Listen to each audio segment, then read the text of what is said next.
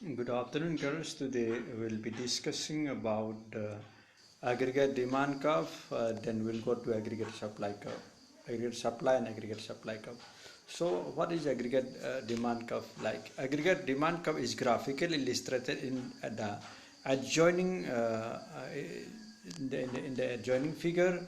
Investment curve is a straight line parallel to the x-axis because according to Keynes the level of investment remains constant at all levels of income during the short period. Okay, during the short period. So aggregate demand is equal to the aggregate demand curve is obtained by adding the fixed level of investment to the consumption expenditure. Thus aggregate demand curve is positively sloping and parallel to the consumption curve. In the figure, C is the consumption curve and D is the aggregate demand curve. So thus aggregate demand curve is positively sloping parallel to the consumption curve, and the gap between C and D, the consumption curve and the aggregate demand curve, is equal to the amount of autonomous investment. Okay. Then C, aggregate demand curve has a positive slope, which means when income increases, aggregate demand expenditure also increases. AD curve does not originate from origin. It means that even at zero level of income, some minimum level of consumption is always required.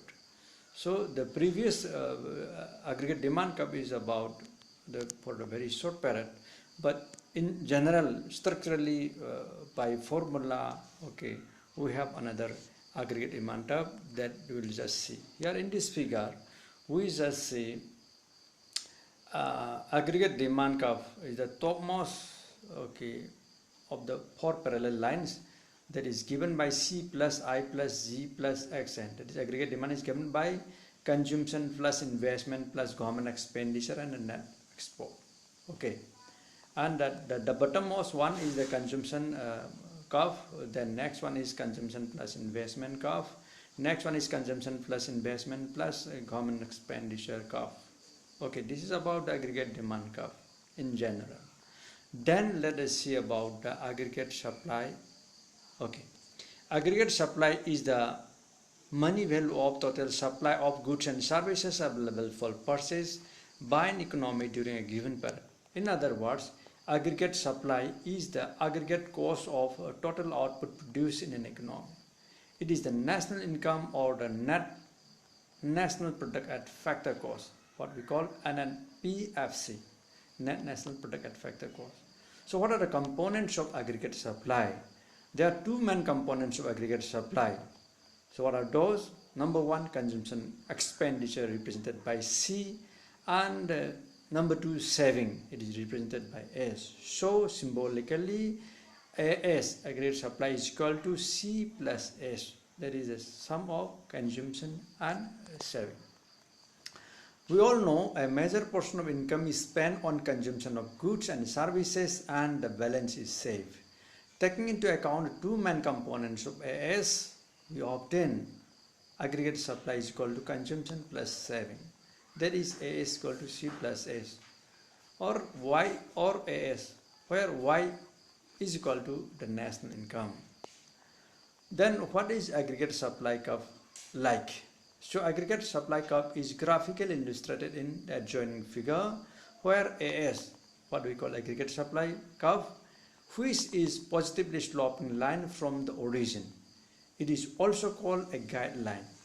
Every point on the AS curve is equidistant from x-axis and y-axis, implying that the total income is equal to the total expenditure or spending. That is C plus S.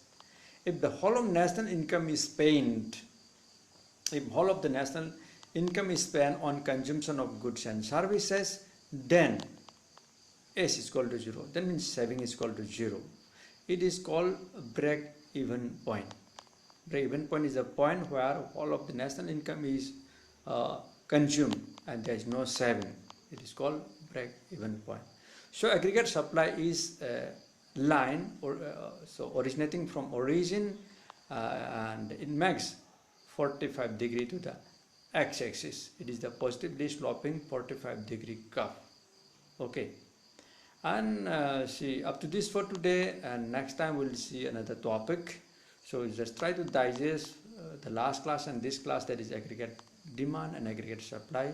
We'll meet next time. Thank you very much for today. Bye bye. See you soon.